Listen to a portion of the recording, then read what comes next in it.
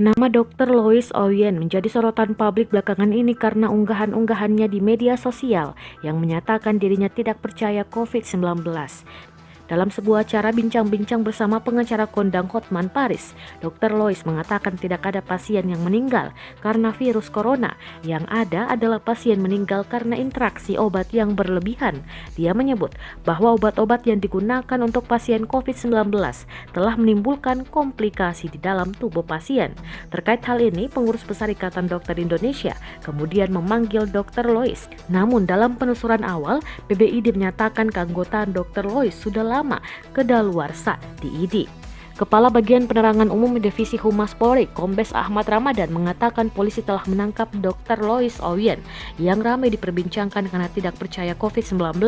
Ramadan menyatakan penangkapan dilakukan personel Polda Metro Jaya pada Minggu 11 Juli 2021. Namun dia belum bisa menjelaskan secara detail soal pasal undang-undang yang akan disangkakan kepada Dr. Lois. Ramadan mengungkapkan informasi lebih jelas akan disampaikan polisi pada Senin siang. Lebih lanjut disampaikan bahwa kasus Dr. Lois tersebut sudah dilimpahkan dari Polda Metro Jaya ke Mabes Polri.